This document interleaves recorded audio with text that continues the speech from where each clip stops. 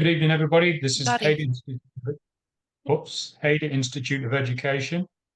Um, I'm Dwayne, and this is the Diploma of Mental Health. And tonight we're starting a new topic. We are looking at recognize and respond to crisis situations. It's CHCCCS019. Like I said, it's session 1 of 2. So next week it's the second one. There's a few topics, a few modules that quickly come through because they're just 2 sessions. And before you know it, they're finished and you're moving on to the next one. So we'll have a look at as much of it as we can. Just to start off, we'll do the acknowledgement of country. In the spirit of reconciliation, Hayden Institute of Education acknowledges the traditional custodians of country throughout Australia and their connections to land, sea, and community. We recognise Aboriginal and Torres Strait Islander people as the first inhabitants of this nation and the traditional custodians of the land on which we work, live, and study. We express our gratitude for the sharing of this land, our sorrow for the personal, spiritual, and cultural costs of that sharing, and hope that we may move forward together in harmony and in the spirit of healing. We pay our respect to all First Nation people and acknowledge elders past, present, and emerging. So we thank them for that, obviously. And we'll just do a bit of the housekeeping, just the expectations that we do every week. Obviously, we're a Cameron College, so if you're here with us tonight, then just put your camera on so that we can all be in this together and all the same, looking amazing on camera, all of us. Microphones muted, obviously. If the microphone's on, then whatever is coming through your speakers can come back through the microphone and make some frustrating noises. Or we've got kids or animals screaming in the background. A few hours of study can be intense. So 7 o'clock and 8 o'clock, we'll have a break for 10 minutes each usually. With microphones on mute, then just alongside that, we'll just use the reactions icon underneath the video screen just to put your hand up so we can do everything structured and easily. We're trying to do respectful relationships to each other. That's the goal. We're all learners. A doctor told me the other day that he tries to learn something new every day. He's pretty old, and I was quite inspired by that. A really old doctor telling me that he's trying to learn, and he was asking me about something. I was quite taken aback that we're all in this together. So just be respectful of each other's personality, characteristics, opinions.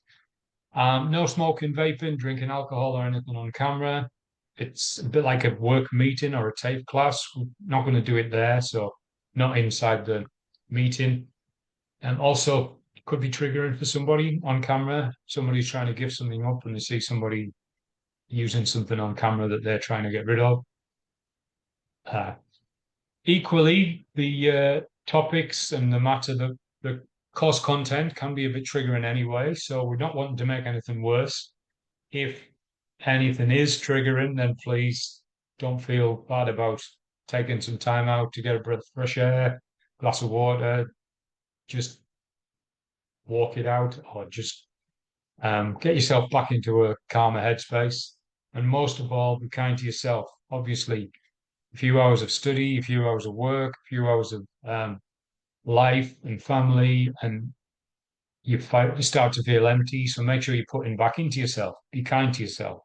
You've got to rebuild what everything is, what life's taken out of you.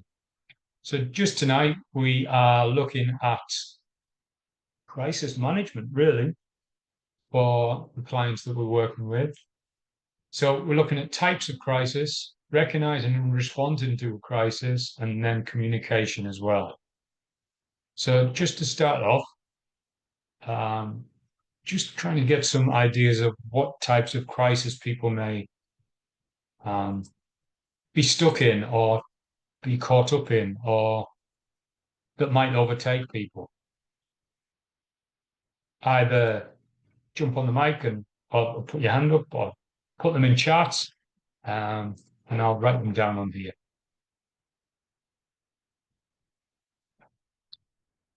So types of crisis, that's what I asked.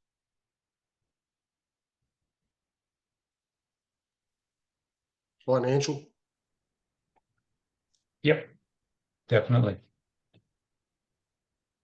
Natural disasters. Yeah, definitely.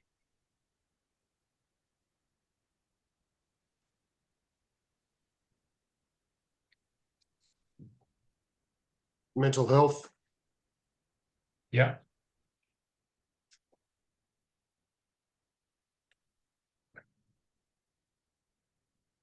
Grief.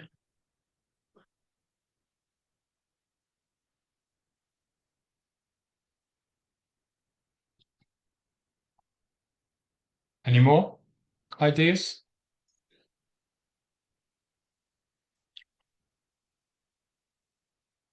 They do cover quite a lot, obviously. Some of them can be mixed, and they're probably all connected. You can't have some of these without it affecting others. Well, that's good. I'll just get rid of that.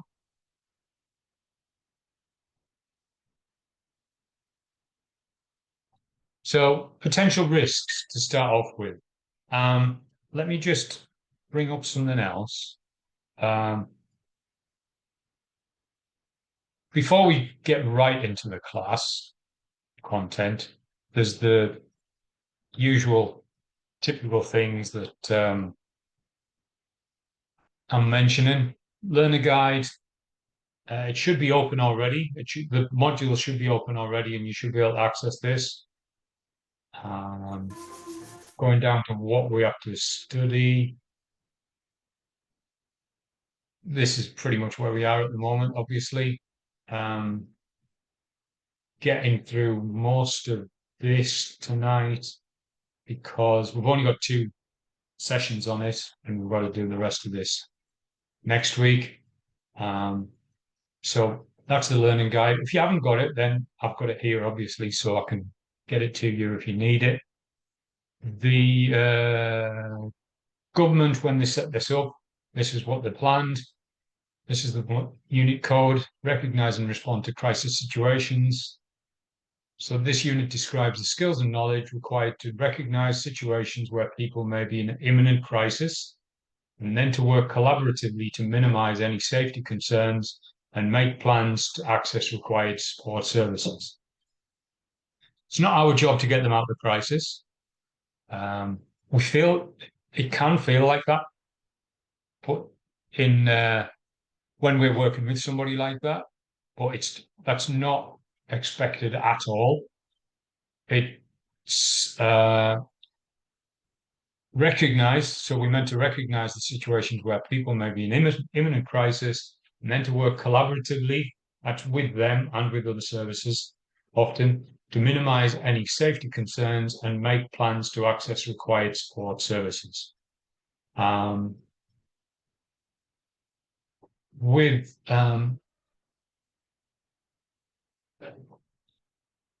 had something else. There it is.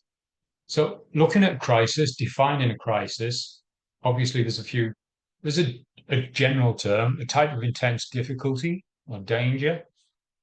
That's not a bad definition, but then what is the definition of a crisis for mental health? This is the one. Crisis is a state of feeling, an internal experience of confusion and anxiety to the degree that formerly successful coping mechanisms fail us and ineffective decisions and behaviors take their place. Which means I've been in a few crises. I've been in a few crises, definitely. So an internal experience of confusion and anxiety, and the usual ways that I deal with problems or issues that don't work.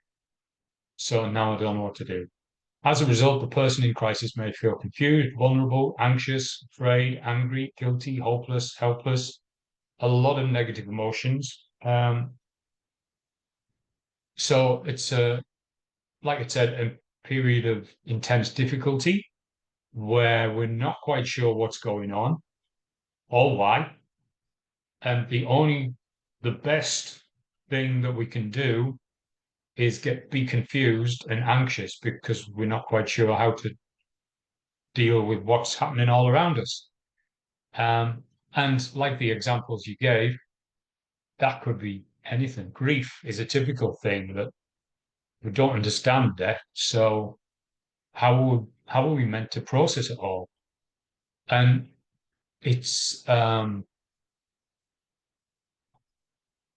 really helpful to me, at least, to know that while I'm working with somebody in a crisis, that it's not the services job, it's not the caseworker or the counselor or the psychiatrist or the psychologist's job to get the client out of the crisis. But we can actually help them and support them and empower them while they're still there for as long as this takes. And I guess this describes empathy pretty well. That I'm not going to be able to get you out of this problem, issue, a grief, but we can do whatever we can to make sure that the safety concerns are minimized, and help you access support services. So if it is grief, for example, no, we can't deal with the grief for them. But when we recognize that it's a crisis and we recognize that it's grief, then we can get them in contact with a great grief counselor or a psychologist or somebody in that area, which means that's the job that we've got to do. And it also means that they might not recognize, they might go through crisis after crisis after crisis, not even realize it's a crisis. It's just life. And that happens to so many people. It's just one turmoil and tragedy after another, through no fault of their own. Some people, unfortunately, have a run of deaths in their family that just compound each other. It's like, why did they all die within a few months of each other? It's not right. It's not fair. So when people are going from one crisis to the next, then they might not even realize that each one is a crisis. It might just be life to them because that's how they've been living for so long. So we can be there to pinpoint it and recognize it and say, actually, did you realize how bad this is? Did you know I know you're struggling, but this is normal to struggle when you're in a crisis, and they feel ashamed of struggling because they think this is just normal life. When you flip that round and people are seeing it as a crisis, but to most other people, it's probably not a crisis, then going back to this, an intense time of difficulty or danger, well, just because it's not a crisis to everybody else doesn't mean that to me it's not a time of difficulty for me, or even I'm in something and I'm totally confused, I'm totally anxious, filled with anxiety.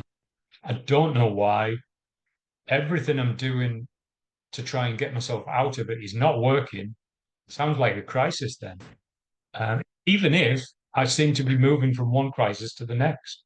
So how to recognize them and what we can do in the middle of it for who we're working with. So there's I think, sorry, can I just say something there? Yes. Yeah. I think too, understanding the crisis is different for every individual. Like something that might be a crisis for someone else is not for, say, for example, myself. So, you know, we need to take into consideration that's how that person is feeling. Yeah. And validate it as well. That's why it's a crisis is a state of feeling. It's not can't really be measured. It's not like you can measure it in a science lab and say, wow, this is a big crisis, this is a small crisis. But no, it's a state of feeling where we're feeling confused and we're filled with anxiety. So it could be a different thing for everybody, like you say. And some people go through pregnancy perfectly fine. Some people deal with grief really, really well. But that doesn't mean that pregnancy isn't a crisis or that grief isn't a crisis. It depends how it's taken on for you, totally. So, like we've said, pregnancy can potentially be a crisis, mental illness, a recent birth. Now, there was a list of major life events that can be amazing events or horrible events, and psychologists have put this list together, and they've said that if you experience any of these, then you are genuinely going through something traumatic, potentially a crisis. And it doesn't matter whether it's a happy birth or there's problems with the birth. It's still physically a crisis on the body, on the physical body. There's no wonder that people are going to take it like that. But then equally, a wedding, if it's your own, potentially, a wedding, house move, severe illness, like a physical illness, not to mention mental illness, a new job, even if it's a good job, even if it's the job that you wanted, just like a baby's birth, even if you've been planning for this for a long, long time, and you really want it, and you still go through a crisis and you don't understand why. And we're moving into like potential postnatal depression there. You having a crisis and you don't know why, you feel ashamed because this is exactly what you wanted. You wanted the baby, been planning it for so long, and now you don't feel the way you think you should. Confused, anxiety, and haven't a clue what's going on. So other potential risks, AOD issues, suicide attempts, thoughts, self-harm, isolation as well. Other people can potentially be high risk factors, which means that a lot of people can pull away from people and say, well, people aren't helping me, so I'm not going to connect with people because people are the cause of my problems. Well, people most often are the cause of some of our problems, but people are also the remedy of most of our problems as well. When we connect to the right people in the right way, that helps so much more, rather than connecting negatively to the negative people. So abuse is one type of crisis. So there's got physical, and then we've got threats, and then you can break that down obviously even more. Should be the next slide. No, it's not. Okay. So obviously there's not just physical or threats of abuse. There's different strains of abuse, which is here. So ideas, potential types of abuse.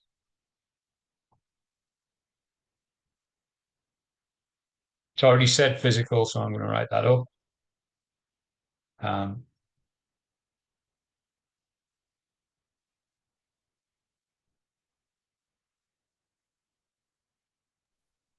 Verbal. Sorry, say that again. Verbal. Verbal. Yeah, verbal. True. Sorry, Brooke. Must be something wrong with my speakers. Say it again, would you? Financial. Yes. Emotional. Yeah.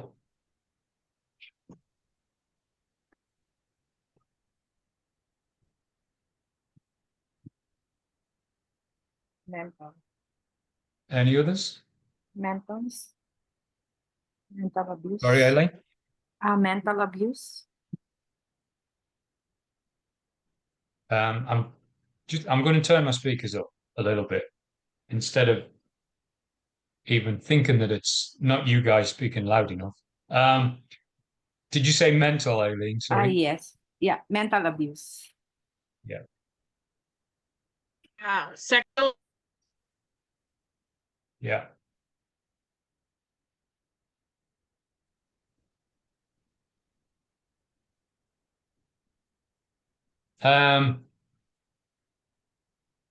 Any more? I'm thinking of one that's been in the news at the moment that they're obviously when I mentioned earlier that there's a lot of them are connected. So you could mention a couple in this instant, but there's another one that's not been mentioned Cohesive. yet. Yeah, that would be a Cohesive? style. So yeah. Is that what you said? Pervasive? No, cohesive. But similar thing.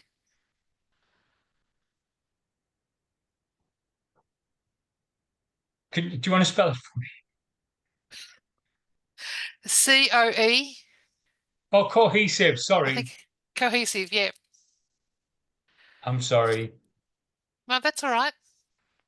Maybe it's me. I don't think so. I really don't think so. Any more? There's I can't remember her name, but her surname's Struns, and she was in Queensland. And then her parents took away her insulin, and then she died Oh, a that couple of was years terrible. ago. They got 14 Yeah. years.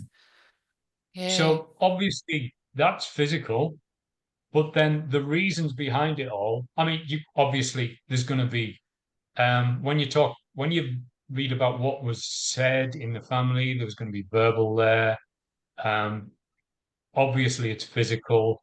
There was definitely some emotional there, but people also said that it's spiritual abuse as well. Now, whether we believe in anything spiritual at all is not really the point, because it's they were using religion and spirituality to try and control. So that's basic. Whether we're trying to use uh, physical stature or physical strength to control, that would be physical abuse. If we're trying to use emotional control, emotional strength, then obviously that's that area. So anywhere where we use the strength of one of these and try and control somebody, that's going to be another term of abuse. I can't think of any more. I think Neglect. yeah, totally. Neglect is an abuse. Elder abuse as well is something that's pretty huge up where I am. So if we're getting off into style, then we can do children as well. Yeah. Mention that. And then if looking at the rest of the community services, if we've got elder, sorry, that was that's right. me trying to the disability as well. Yeah. I was wondering if that was sort of something that was separate or if it's just under all of those holistically, really. Well, if we're looking at the different people that can be controlled or victimized, then we've got the disabled, we've got elder, like aged care, children. Socioeconomical groups as well. Yeah, that was where my mind was going with that.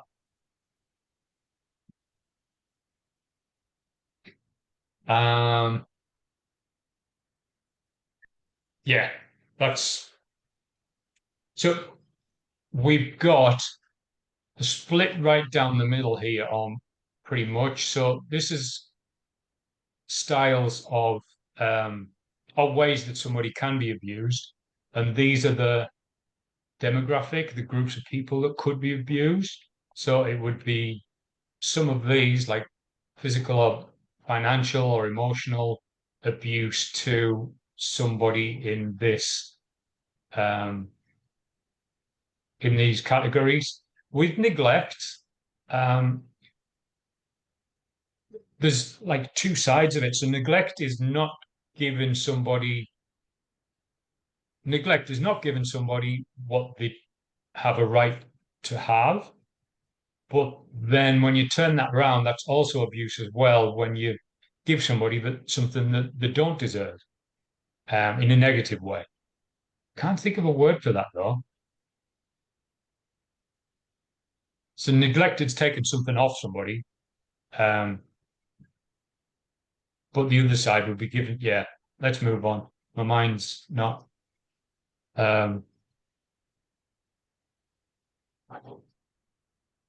All right, so I'll get rid of these in a sec. So economic is financial, yes. Sexual was there. Emotional, was there, yeah.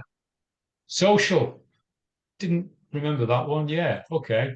And then that's not really a type of abuse. Again, you've mentioned that it's that's a group of people that could be abused. I'll just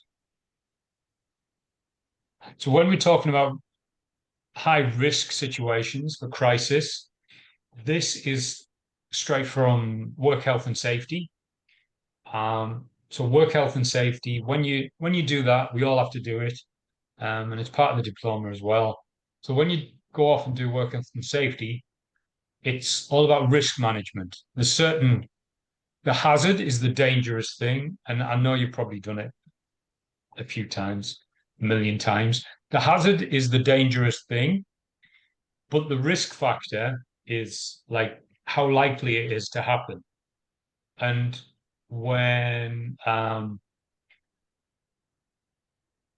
if the risk is a puddle of water, a puddle of oil or water that could be dangerous, then if somebody slipped in the oil, they would hurt themselves. It would be a minor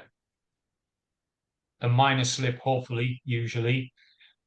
But then, because there's no taps and there's no oil spills or anything of that nature anywhere around, the chances of it happening are very, very low, maybe even one. So we would be looking at somewhere around there of somebody slipping on an oil spill or a water spill because there's never anything there. But if we are doing something and it's highly, very, very dangerous, if we're working with acid every day, day in, day out, and it's very, very strong acid, if anything happens, it's going to be severe. It's going to be like a 5 maximum effect. And because we're working with it all the time, every day, the level of it happening is almost certain. Like we might be coming home every day with acid burn on our fingertips or something like that because the gloves might be burning through, which means we're looking at an extreme level of risk. With crisis that we're looking at in this module, we have to figure out, okay, what's the danger, first of all? What's the abuse? We could put the abuse at one of these levels, but then we have to figure out, okay, what's the level of risk that it could happen? Like, and we're doing that in the office with a client, and the risk could be AOD, the risk could be mental health, a relapse from something that's happened, it could be self-harm. So we've got the hazard that's going to occur, but then we have to calculate what the risk is. If somebody is talking a real life situation that somebody's ex-partner is on the way out of jail, that means there's a severe risk, a very high risk to the client. So if this partner finds out where the partner's living, then it's going to be very, very dangerous for them, which is a very scary thing. First of all, the partner who's waiting for the jailed person to come out, she's moved 2 or 3 times and hasn't passed the information on to any of the partner's family.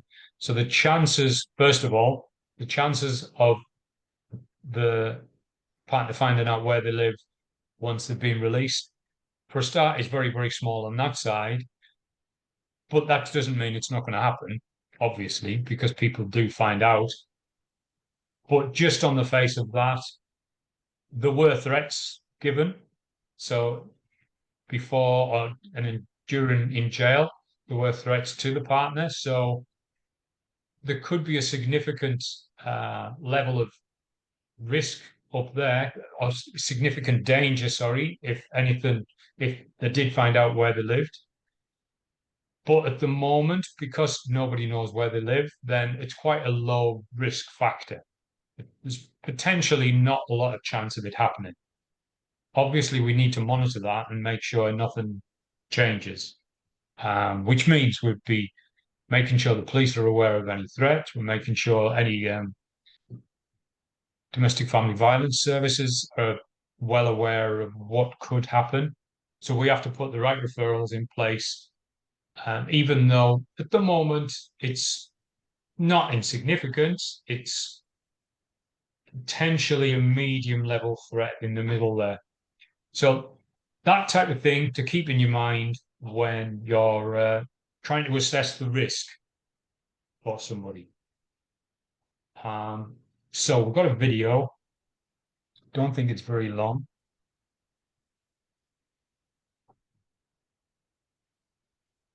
No, it's 5 minutes long. So this just explains the that hazard matrix that I've just mentioned. My internet isn't perfect, so I'm just going to copy it into the chat, and then we'll watch it and come back after 5 minutes.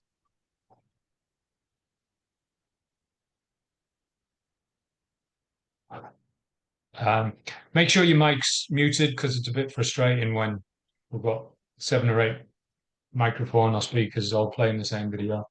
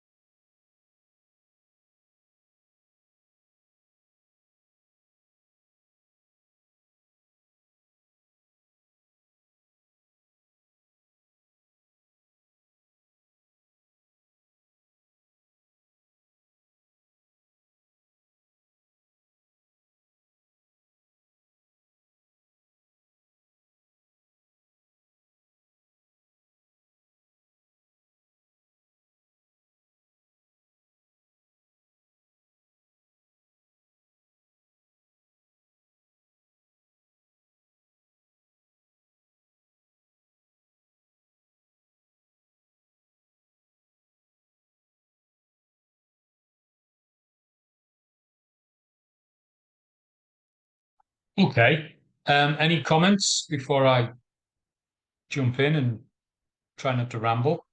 If you say it, then I won't ramble and waffle on, you see. So that's my excuse.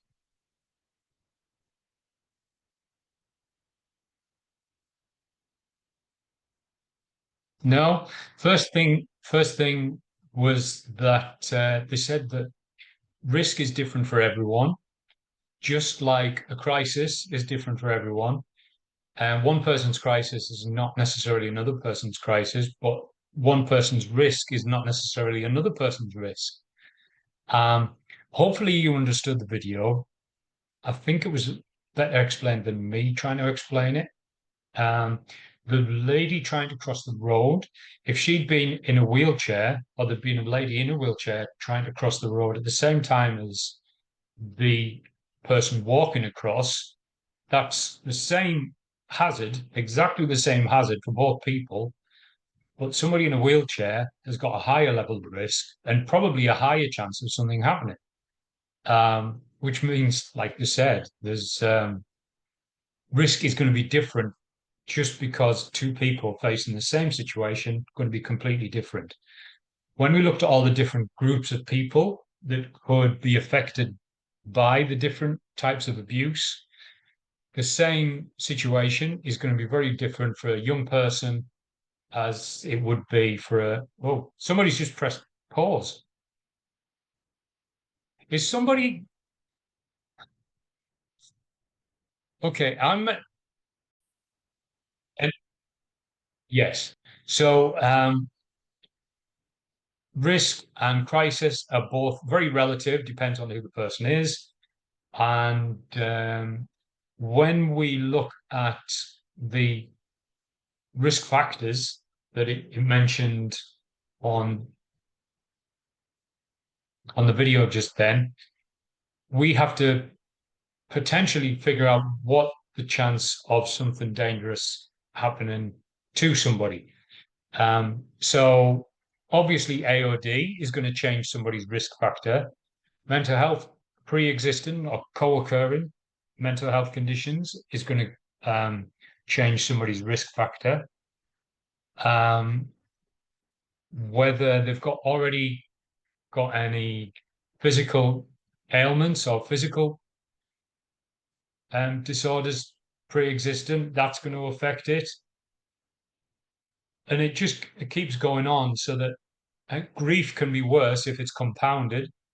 If somebody has already passed away recently, then the next person that passes away, you don't take it easier because you've just had somebody die just a few months ago. It's not like, oh well, the first one eased me in, and the next one and the next others, they weren't as bad because that other one was helpful. It doesn't work like that with grief. It just compounds and compounds and compounds and builds up. So that's risk factors. We've got to understand the person's personality to figure out whether potentially there's going to be a severe risk factor. We have to know a little bit about them. We have to know quite a lot about them, really. The chats that we have to get to know them as a person, that's going to affect a massive way on what they are going to be able to handle, and how they're going to be affected by risk, abuse, trauma, crisis, all of these things it's going to dictate how they're going to be able to manage it. So we're going to identify their life issues as well.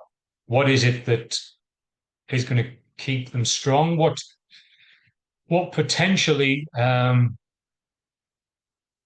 strengthening factors have they got? What have they got in their life that's actually supporting them and looking after them? So responding to risk, we assess, we seek assistance, we seek safety to start with, and then we build on that communication. We remove any potential danger that we can remove. we discuss and then we engage any support that we can. When there's another work health and safety video that when you are trying to do a risk plan, if you can't move the hazard out of the way, like you're walking through a warehouse and there's a forklift truck going around all the time, if you can't stop that forklift truck going around everywhere, you've only got a couple of choices. You mark off a certain pathway and put like yellow lines either side so that that's the footpath. The forklift truck must not come on the footpath, so you can get round there. Or you keep people out of the warehouse completely. There's not many other options because we can't stop the hazard from being there. The forklift truck has to be there. So if we can't move the hazard out of the way, we have to manage to get around it. If we can't move the maybe forklift truck and get a smaller hand truck, like a safer thing, but that's not going to work because we have to get right up the top of the warehouse. So sometimes we can replace the hazard, but if we can't replace the hazard, we have to do something to get around it. With that, we assess the situation, we seek assistance, we try and make them as safe as we possibly can, work with them, communicate with them, remove any hazards that we can, but sometimes we can't remove the hazard. It's not possible. Sometimes they don't want to move the hazard, and I'm talking about dignity of risk. If they genuinely are the risky situations, the risky things that they like to do, whether that's not taking medication or whether that's choosing to take certain substances, that's entitled to them. That's obviously their dignity of risk. And if we can't replace that, we can't alter it, or we can't say it's going to be a lot safer for you if we stop doing these things, then we're just working with it. We're working with the risk, and we're working with the hazard that they're choosing to keep. And that's just the way it is. So we're going to engage support. If they're still choosing to use certain substances that are very, very dangerous, then we can still work with them. We're not going to turn them down and say, you're not going to listen to me. We can still work with them, but we are going to refer them onto an AOD worker and say, I think it's probably helpful if you go and see this person as well. Or if they're not taking medication and they know that they know they should, we know they should, then we can say, okay, we're still going to work with you, but I think you should probably see your GP or your psychiatrist a lot more often, just so that they know, just so that the GP or the psychiatrist knows how much medication you are actually taking. And then obviously the common answer reply is, doesn't even work for me. Doesn't help me that much, but that's fine. They might be legally mandated to take the medication as well, which is even worse. But and they're saying, yeah, but it's just the court say I have to be on it. It doesn't really do anything for me. Fair enough. We'll still work with you, but I really need you to see your psychiatrist and just make sure they know as well. And they might take them off the medication and get the court order amended. Who knows? But that's not our issue. That's the referral that we need to make. So crisis communication is really, really important. There's a way, we can't just, if a crisis, like the definition said, a crisis is somebody who's feeling confused, loads of negative emotions, filled with anxiety. The normal ways for them to communicate haven't worked. So the normal way for a support worker to communicate with them is not going to work. So there's a way to communicate with somebody that's in a crisis. And we've got to be putting up with their closed body language, that with the anxiety, the negative emotions, they're going to shut down. So we've got to be looking for the closed body language, the emotional distress, like how many negative emotions can you have going on around inside you and not explode? The use of language could be colorful language. It could be either, really. It could be extremely strong language, or it could be like completely zoned out. like when you're in denial with grief and you just not wanting to accept it, you just completely dissociate and turn off. And then change your demeanor as well. When it's saying that it's mentioned a few times that we need to know their personality, we need to understand their life experiences, we need to see the change of demeanor. That means that if we didn't know them beforehand, before the crisis has happened, we're not going to be able to see the difference, obviously, which means a bit of research from us and trying to find out just with their talking. They don't seem as if they've got any will, motivation, any enthusiasm, any desire for life anymore. There's nothing pushing them through day to day. But before the crisis, they were training for a marathon. They were going to work every day, working 12, 14 hours a day. They were a family person, seeing the kids, seeing the partner, living life. So I didn't need to know the person before the crisis happened, but just getting information from them, that's a massive change. Even in their own words, they've changed. This crisis has hit them hard. So with crisis communication, obviously we're going to be, I don't know whether I like the word compassionate. I think empathetic is way more appropriate, but let's say both. Let's say empathetic and compassionate and non-judgmental. And that's important in community services, even when the crisis is, by all terms, it's been brought on by them.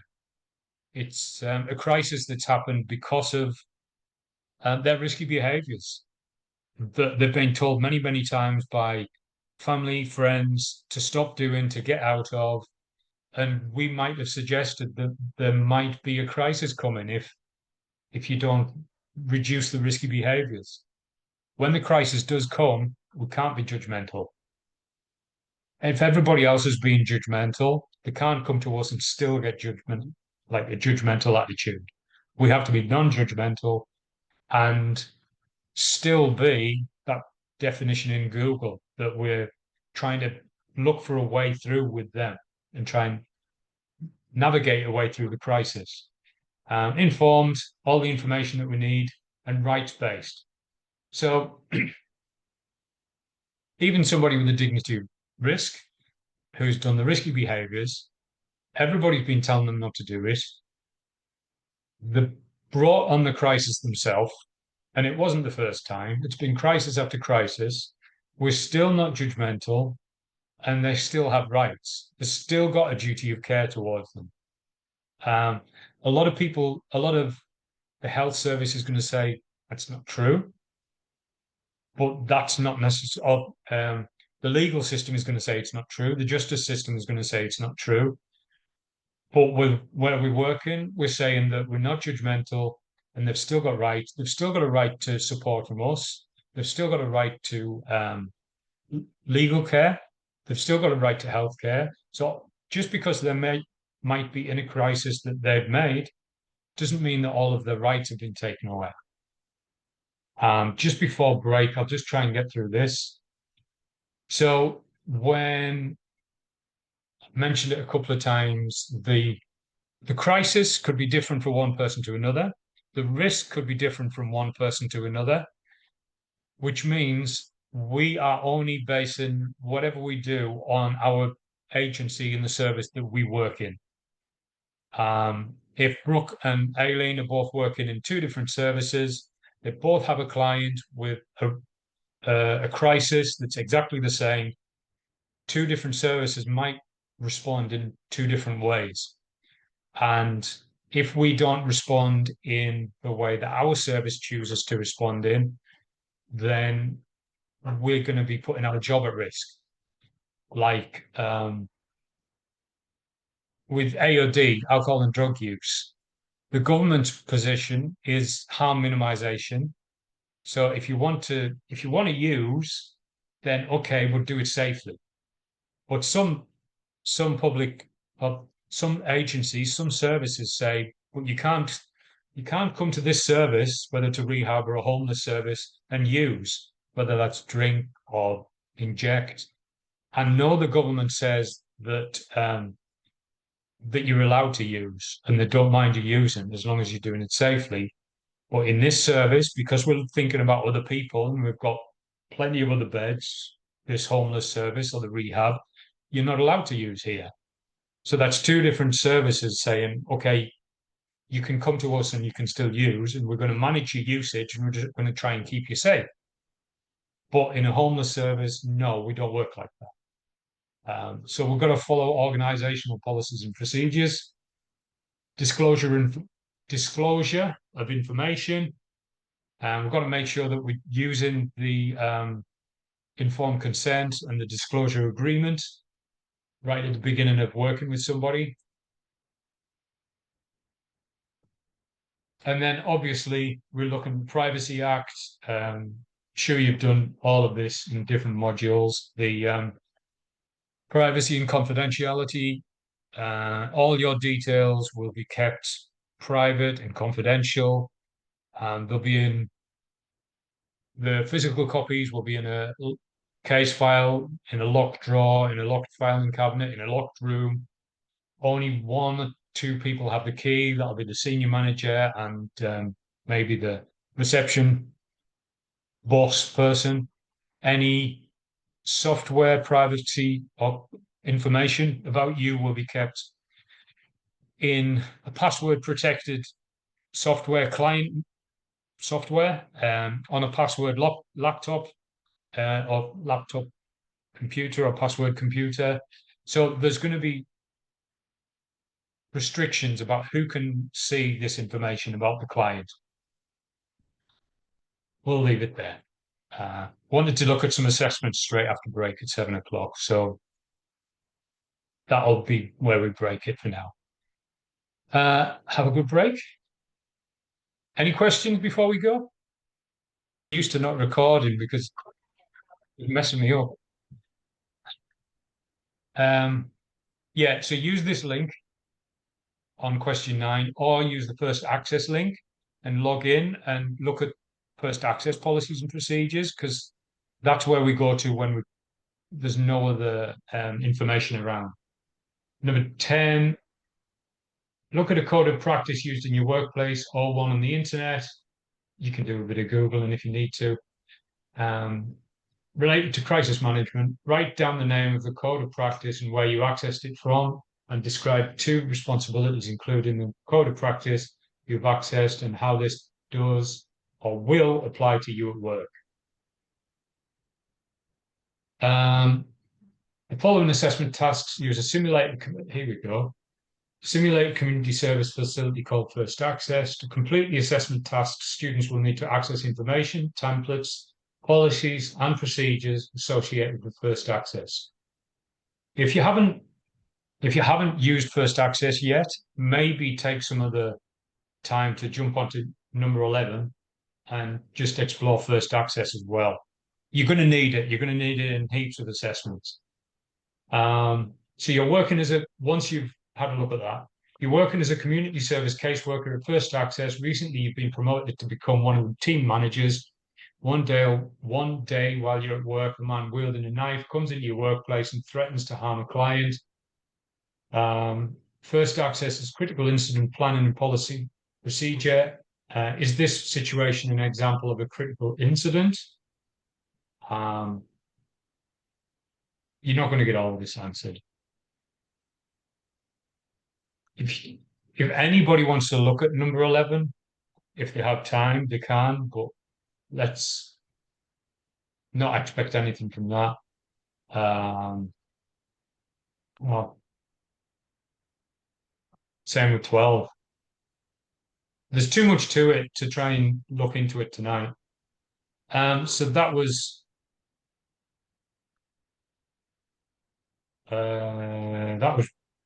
Andrew and Maggie. So Brooke and Caroline, isn't it now? 13. Discuss the referral process used at your workplace for clients and how you can provide them with options to access services for additional support, including the steps involved in making a referral.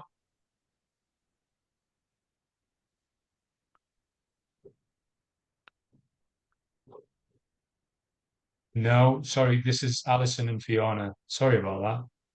That means that Brooke and Caroline have only got 2 and they can look at the other big ones if they've got time. So Alison and Fiona, 13, 14, explain how crisis situations can impact a worker. You could do one of these, A or B. Or identify at least 3 things you can do to minimize stress-related responses and symptoms after a crisis situation. When somebody we're working with has gone through trauma, then it's very dangerous also for us, because we're not immune to the trauma that they've gone through. We can go through what's called secondary trauma just by listening and almost experiencing the trauma that they're talking about. So we have to protect ourselves, sometimes do a safety plan for ourselves in our workplace because of what we're hearing. If we're hearing trauma after trauma after trauma, or crisis after crisis after crisis all day, it's hard to go home and not just want to be miserable or turn to something that's going to cheer us up a little bit on an evening. So we've got that trauma from them, we've got that crisis off them, and we're internalizing it. And now we've got a separate issue that we've got to look after ourselves. 15.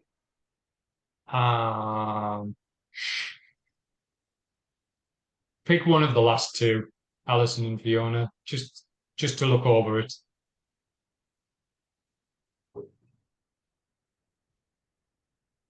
Does anybody need me to go and look at any of the questions again before we go and disappear for 15 minutes, I reckon? So that'll be 20 to 8. I'll jump in and out of the rooms as well. Sorry, Say that can again? we go in and access the questions ourselves? Yeah. If you want to, yeah. How many attempts do we get before it locks us out? 3. Okay.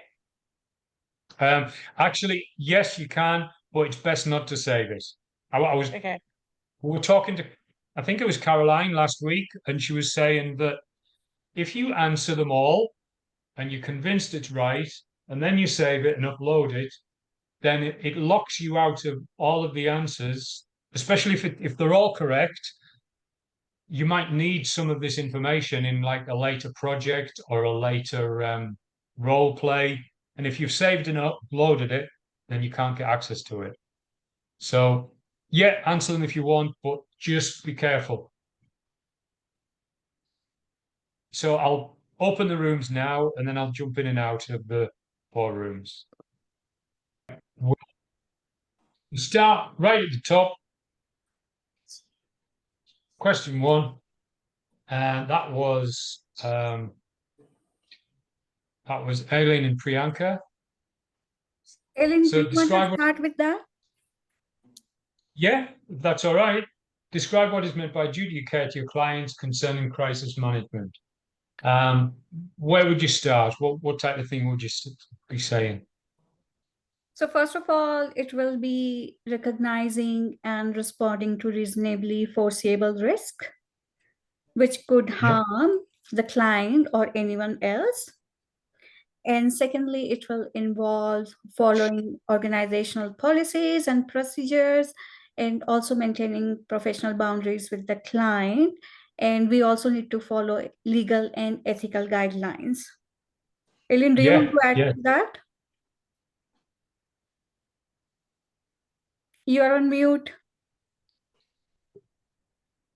Yeah. In addition to that, this is also to ensure safety and well-being of our clients. That is important to have reasonable measure to protect or at least not cause foreseeable harm to clients. This involves taking proactive steps in preventing crisis, preparing contingency plans, and responding effectively when crisis occurs. But there is no inherent legal obligations to render to an ill or injured client if the duty of care has been previously established.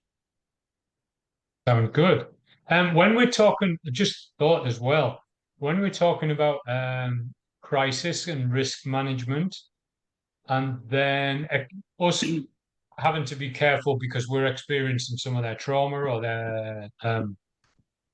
their crisis, I guess, we have to be careful that anything that is affecting them, not just us, but people in our organization.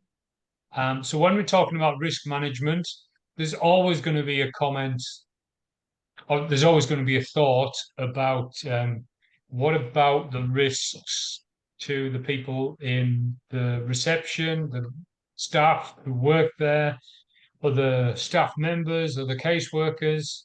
When you get into the domestic family violence module and you're talking about the client comes in a crisis, that is her crisis or his crisis. Obviously, if they're coming into the reception, the partner could follow, at which point we have to be making sure that not just they are safe, but it turns it around so that now the agency has to make sure that everybody else is safe. If an angry partner or an angry relative is coming in, then we need to be making sure all of us are safe as well. So question 2. It was just 2 or 3 of these, wasn't it? Just choose some strategies you could use to maintain professional boundaries with clients and members of the care network from the list below. Which ones could you use? Okay, Go you go. ahead. I go ahead, it's fine. Okay, so it's all of them except visit their home and exchange contact details because we don't want to share any of our personal information. Okay. Yeah.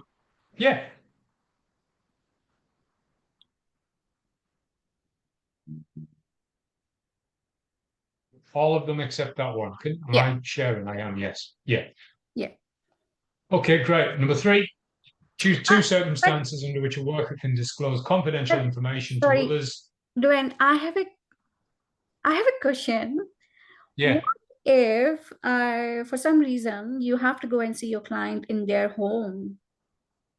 So going to this one, then Yes. there's going to be policies and procedures around that. Some services do home visits and it's perfectly fine. There's no issue because that's the way they work. That's the way they've always been working. Like NDIS disability or aged care people, they will do home visits, obviously. You can get some problematic clients working in NDIS. Just because the NDIS doesn't mean they're not mental health or AOD issues, which means they could be very, very threatening or dangerous. Yeah. So a service that does visit homes, they have everything set up, maybe never going in alone, setting up an emergency number that, okay, I'm going into so-and-so's house at 3 p.m. I should be out at 15 minutes past. If I don't call you at 17 minutes past, then please notify supervisor or the police.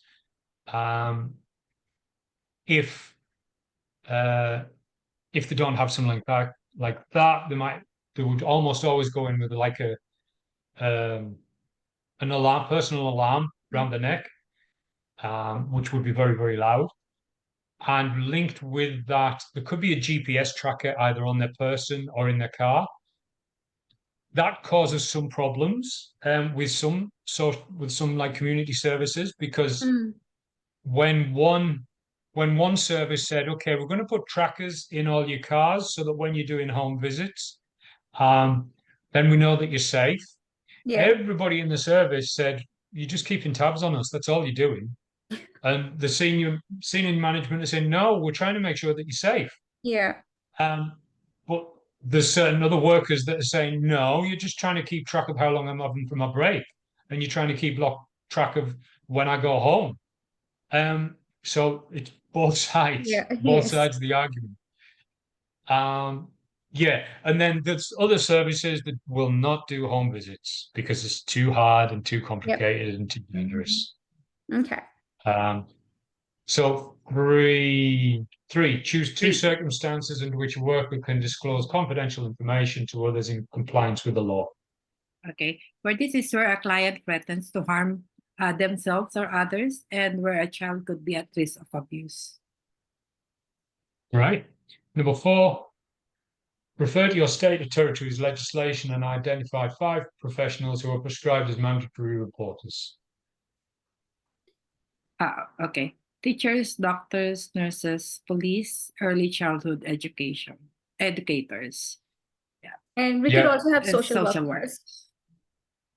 Just so vague question, Aileen, where are you at? What state or territory are you in? And are you in? Queensland. Queensland. Okay, so you're in Queensland. Anybody else in Queensland? Yeah, I am. Yes, I am also in Queensland. Okay. Does anybody know the difference for Queensland? And it might be Northern Territory as well, but I know it is Queensland. I'm pretty sure we cover under community services in general, we're mandatory reporters too, like anyone who holds a blue card. Right.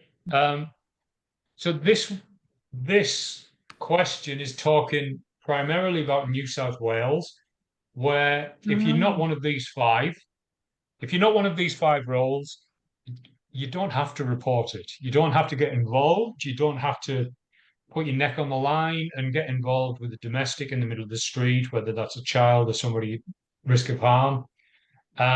If you're in Queensland, the law says that forget all of these people, you're a citizen of Queensland, so you should be reporting if you see anything that's anybody at risk of harm or any child been abused. No, in Northern Territory as well.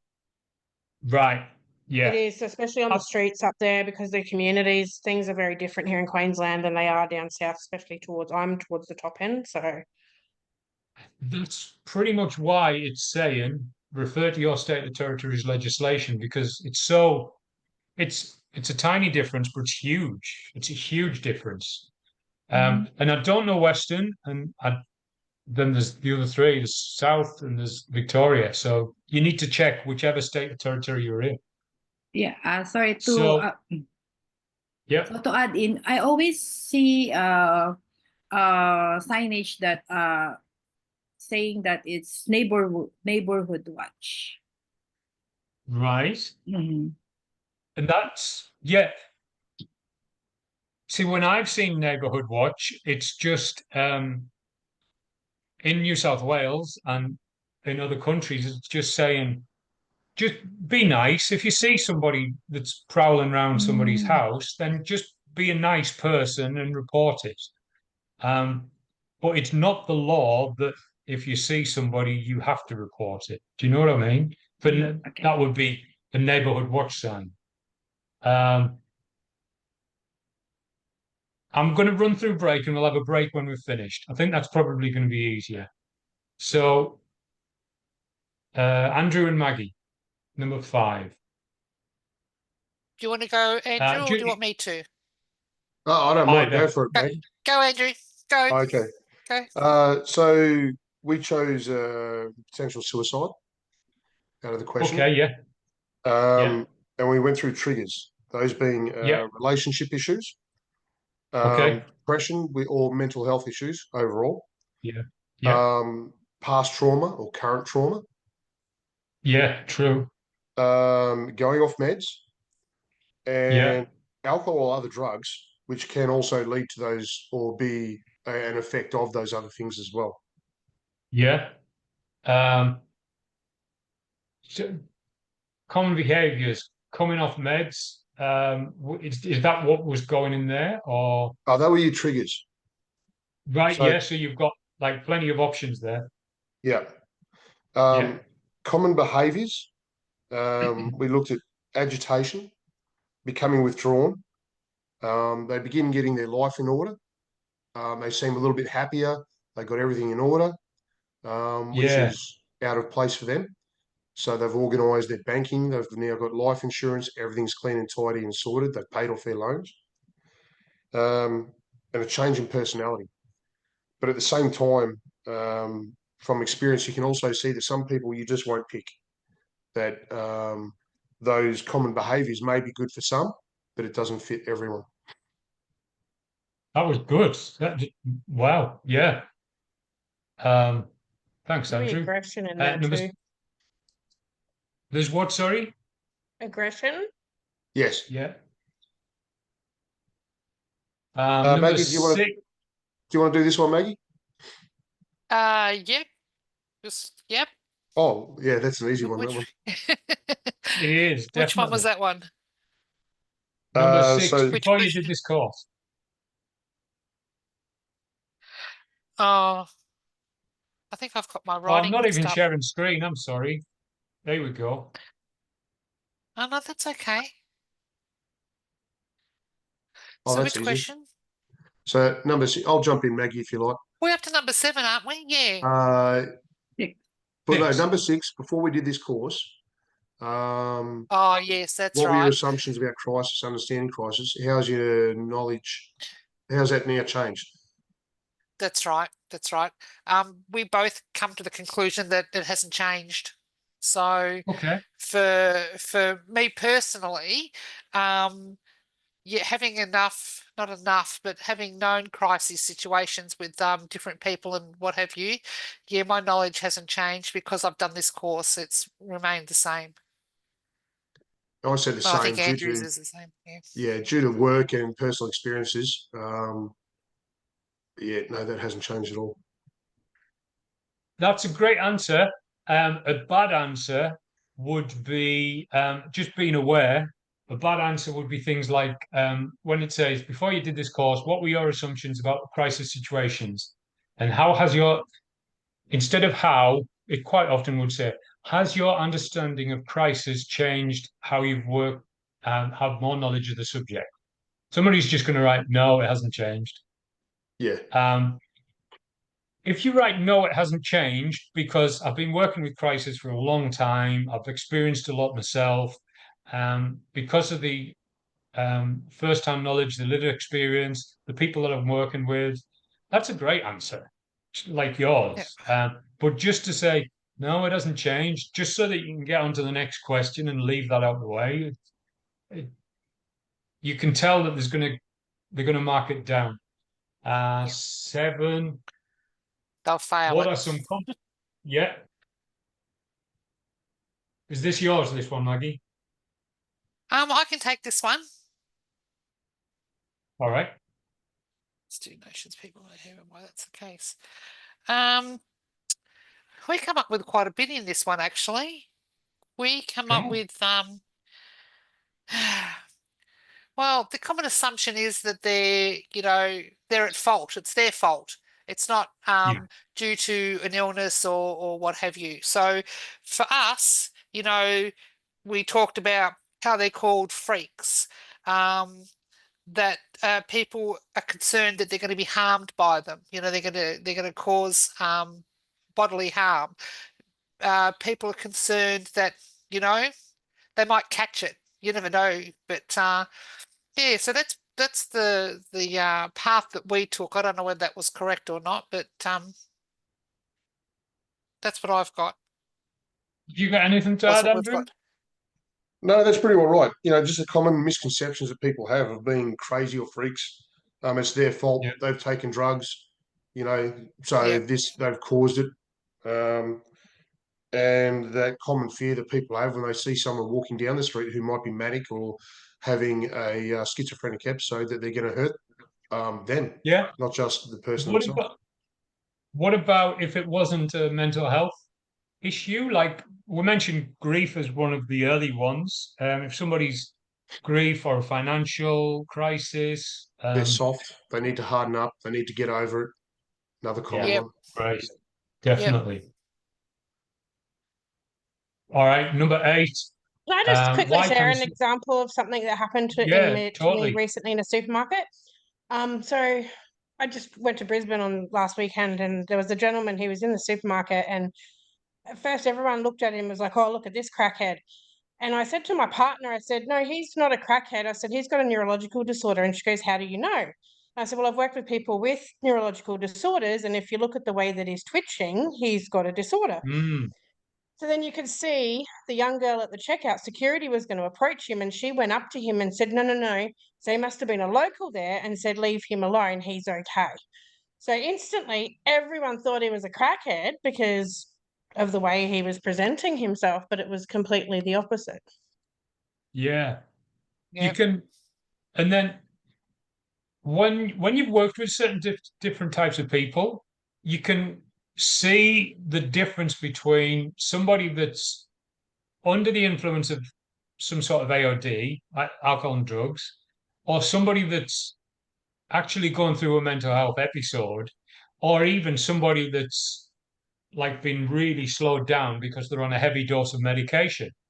And trying to pick what it is sometimes difficult, but it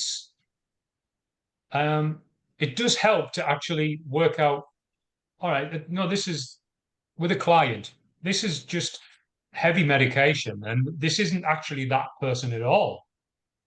A mental health episode, that's not the person.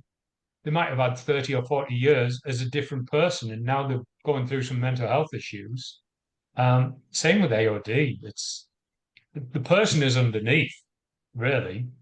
That comes back to what you said earlier, doesn't it, Wayne? Where you got to know them so you can then recognise those changes. Yeah. Yeah, definitely. All right, number 9 is Brooke and Caroline. Yeah. And I think you only had 2 questions because it was one of these.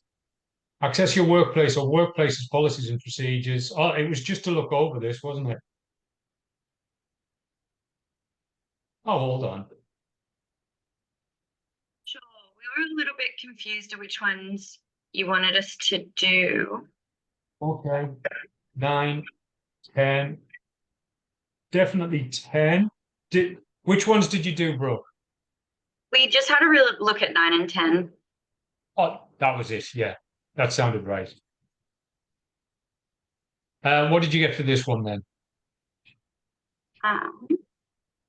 Do you want to do number 10, Caroline? Okay, let me explain for number 9, yeah. For number 9, describe your workplace critical incident procedures. So we just put them in steps. Like the first thing that you need to do in a critical incident procedures at my workplace, it's designed to ensure swift and coordinating response to an event, like to an event, like to coordinate to coordinate the response to an event that poses a serious threat to the safety and well-being of our staff and clients and also visitors. Like the first point for us is just to immediate action. First step is to ensure the safety of everyone involved by taking immediate action to contain the situation and prevent further harm. This may involve evacuating the area, security the scene, and provide first aid if you are trained to. And reporting, the incident must be reported to the appropriate authorities, such as police, emergency services, as soon as possible. And also the third point is just investigating. We need to investigate, and through investigation, we will be conducted to determine the cause of the incident and identify any contributing factors. And then the last thing, I think second from last, is just to support the one who is on incident. Just give support. Will be providing those affected by the incident, including counseling and other resources. And then we need to review the incident. The incident will be reviewed to identify any areas for improvement in the procedure and practices.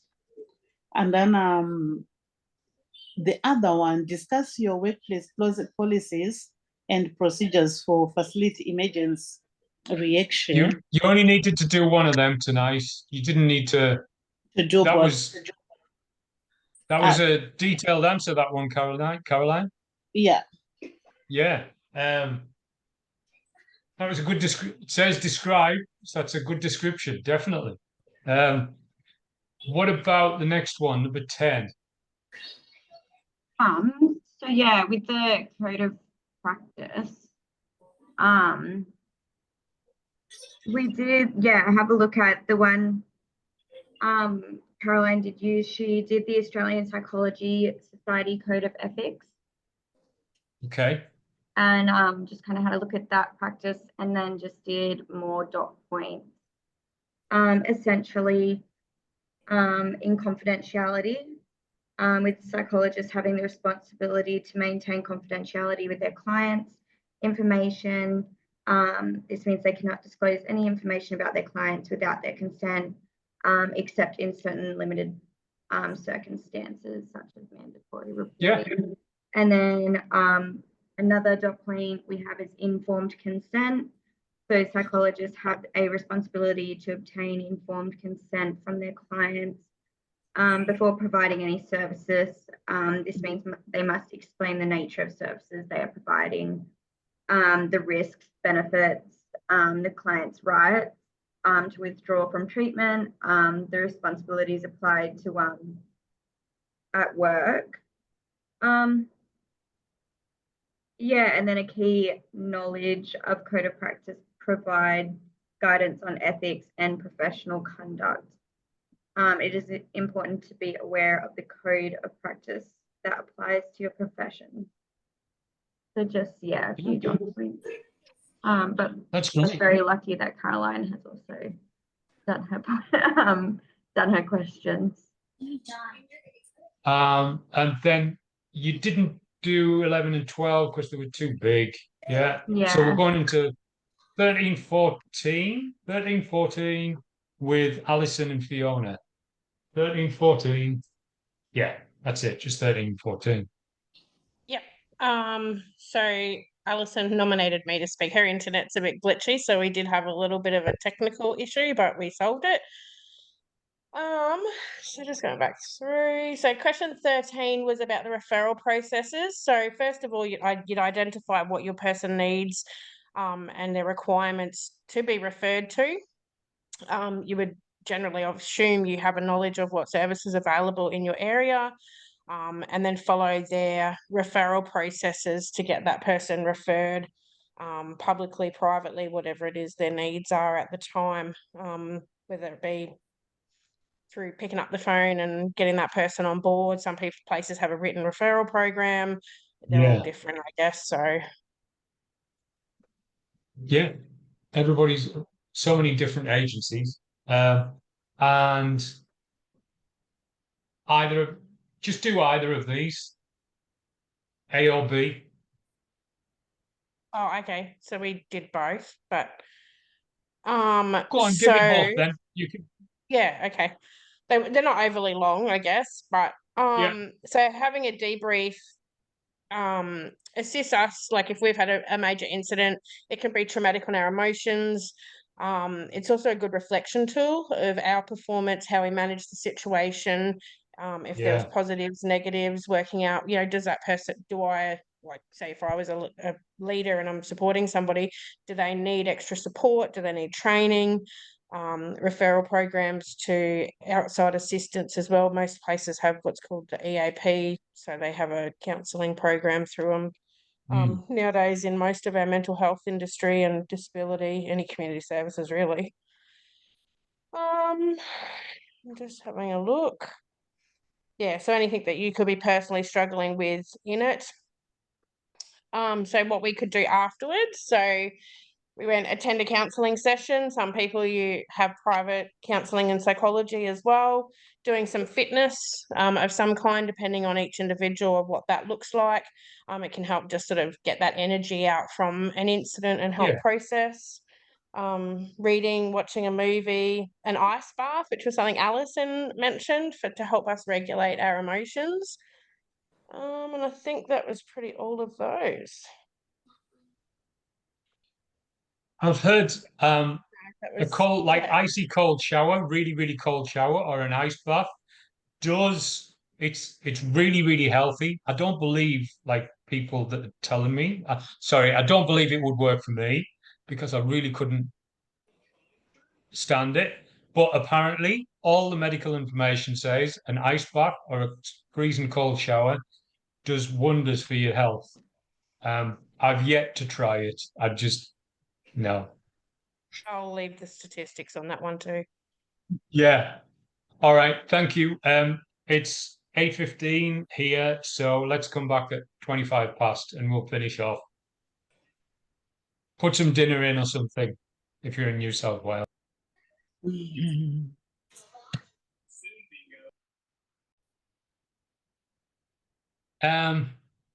So Discord, you set up an account. You've got to have your own account to log in. And once you've got your own account, then there's an invite. You need an invite to get into the Hader channels. The invite is next to the Accelerate login when you're trying to sign into Accelerate. Then once you've got the invite, you click on the invite and you read through the terms and conditions, which is like, don't share answers to the quizzes and don't be abusive, respect people, that type of thing. There's learning support in here as well. They're there most of the time. So if you haven't got access to your phone or you haven't got a chance to wait around for the phone, then sometimes you can get them in here as well. The staff are in here. There's Vicky. Once you agree to the terms and conditions all the way down, you click on the thumbs up icon and you click on that, and then it takes you into the channels here. It's basically for setting up role plays. Rather than, we used to have the waiting list, which was good, and you wait around until any staff were available to do a role play, or the staff would set you up with a few other learners and you could do a role play like that. Here, if you can organize a role play, you could get it done in a couple of days if you're all ready. So you don't have to stay in the mental health one though. You can look in any of these and say, hey, does anybody want to be a role player, a client for mental health course? And a lot of people are, because it's not just diploma, it's not just certificate 4, it's also the short course that people are doing, like literally a module in mental health or a module in AOD, and they've still got to do the same assessments. They've still got to do a role play, but they've only done one module. So things like that, you could get somebody that's really, really new and they need role play practice. Or if you are really, really new, then maybe forget about your own role plays and then just jump in and offer to do anybody's role plays. And because you're not getting assessed, they're getting assessed. So you can be their client and just get practice until you've got your own ready. If you're unsure about this role play says this, and I really don't understand it, it's the perfect place to ask, because most people are either doing it or they've got it to do. Or like some people have even done it before. So you're going to get answers from not just staff, but you're going to get it from learners as well. It's a great tool, I reckon. Yeah, so that's the link there, discord.com. Get your own account and then get the invite from next to Accelerate. That's what it's for, just in case you didn't see or you didn't know what it was for. It's after 8:30. So,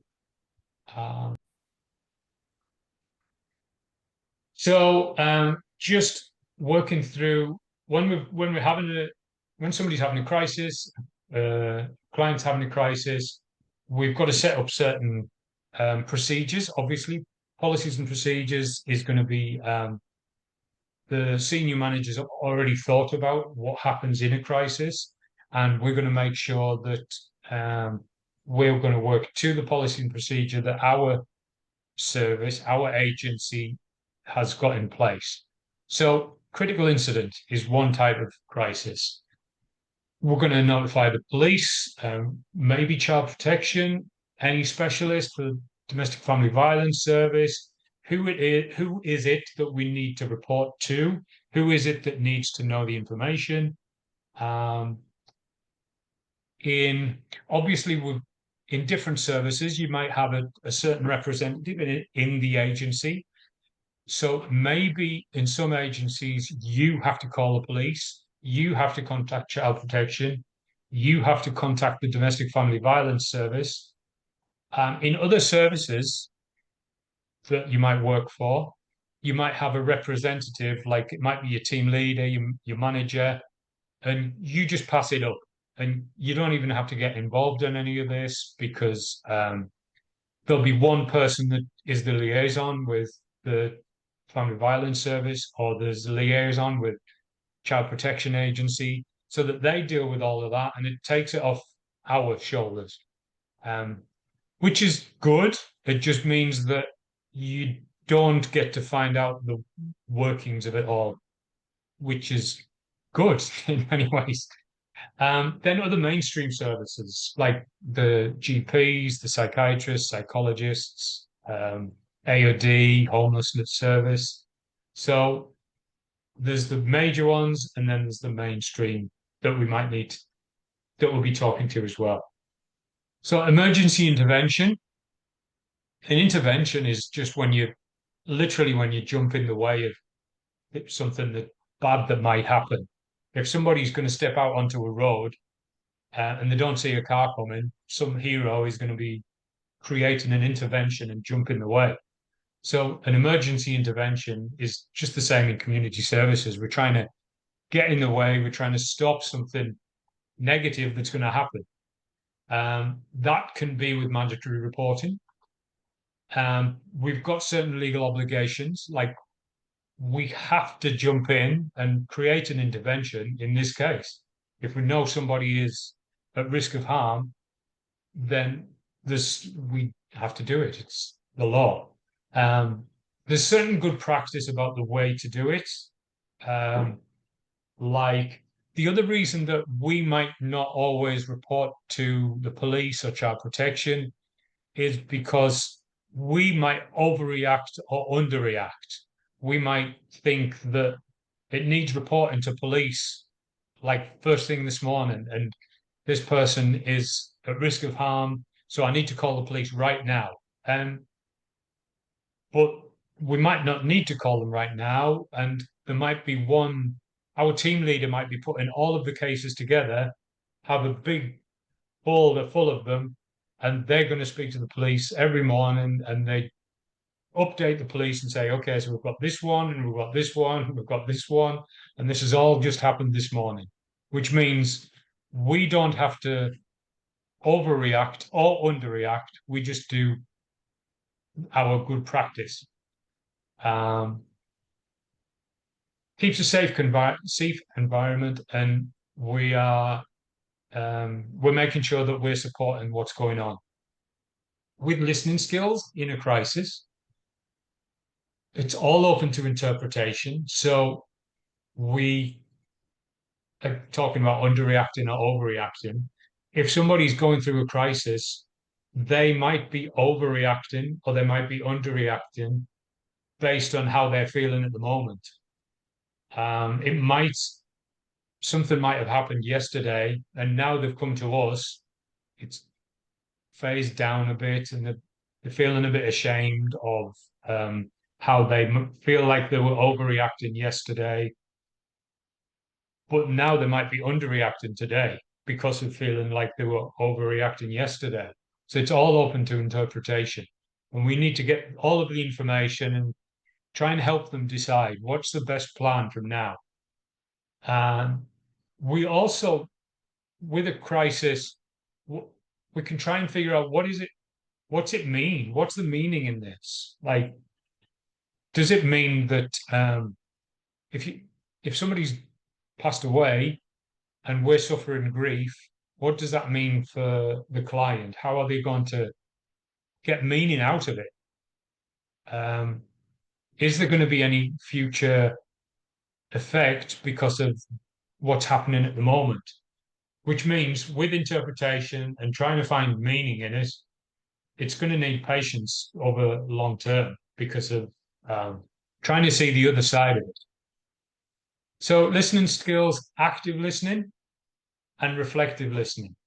So active listening, these are the skills that we need in role plays. So the active listening, the speaking as you're listening to them and saying, okay, yeah, I can understand that.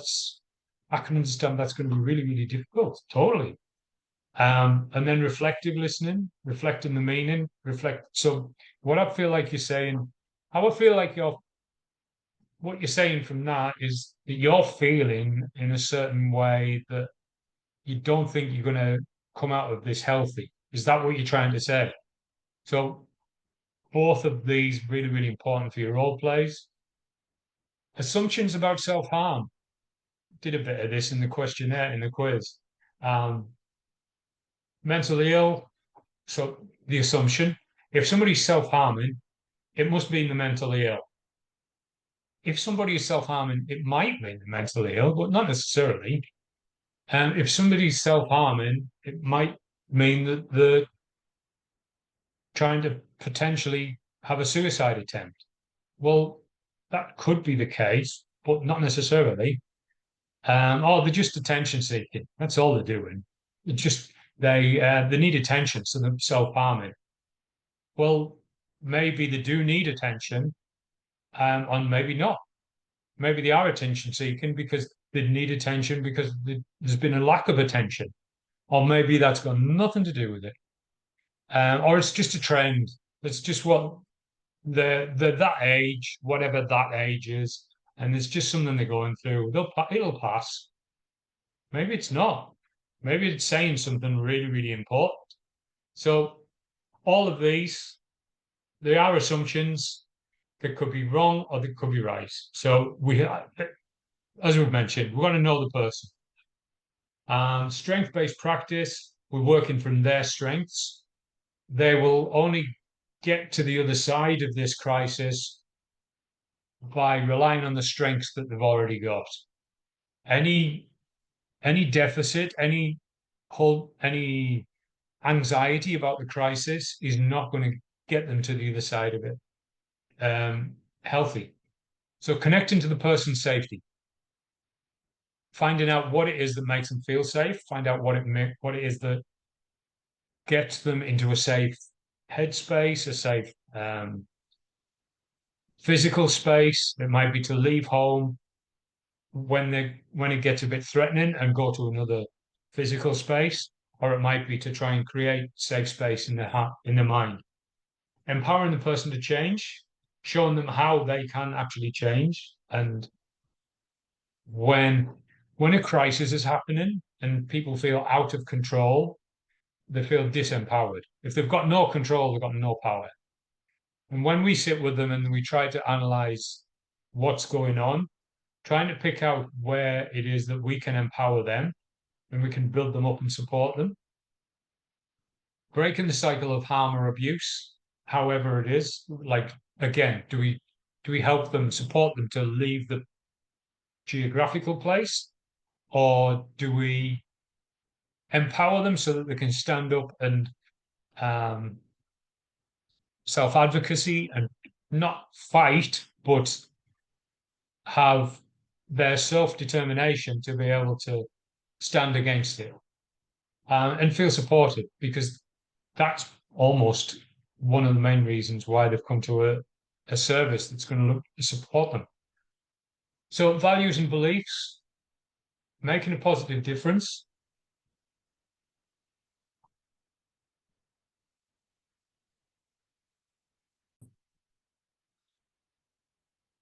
So making a positive difference, that's almost, it's like duty of care. If we're in community services work, then it's almost as if we've got a duty of care inside us. That's one of the reasons we're getting into the world. We're wanting to make a positive difference. It's what's inside us. If it's not inside us, that wanting to make a positive difference, then we might need to speak to somebody about that. Everybody is an expert in their own lives. So many, like decades ago, when people used to come to community services work to get support and help, then you would come to a doctor or a psychologist, and they would be the expert. They know all about the brain. They all know all about mental health. So we go to them for advice. We go to them to find out what we do. Now it's not like that. All of the specialists, whether it's a mental health worker, a psychiatrist, a psychologist, a GP, I'm the expert in my own life, and I'm coming to you to help me see things a little bit clearer. But in the end, it's my decision what I do with my life. Even though the doctor has been training for 10, 15 years, I'm still the expert in my own life. So it's up to me to decide on what's going to happen. So help the person understand their situation. That's more the job. That's more the specialist's job rather than telling them what they should and shouldn't do with their life, because every person is unique. And that's it. So we're going to leave it there, and we'll look at some more assessments next week, because we've only got one more assessment. No, we've only got one more week on this module. So we'll go through the rest of the assessment.